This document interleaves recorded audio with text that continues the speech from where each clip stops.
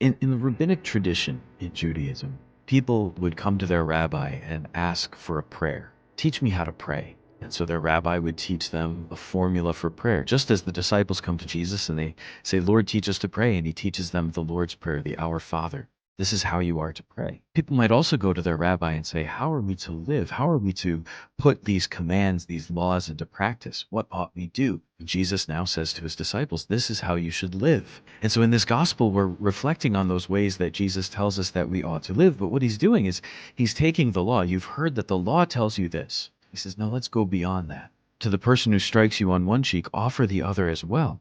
From the person to your cloak, give them more. If they ask you to go with them a certain distance, go even further. He's telling them to do things that are beyond what is asked for, beyond what is strictly necessary. He's inviting this generosity of living, this generosity of giving of oneself, offering everything that we have. Who is it that we offer it to first? We offer everything to God first. And then Jesus puts this all into context. If you just love those who love you, the pagans and the Gentiles do the same.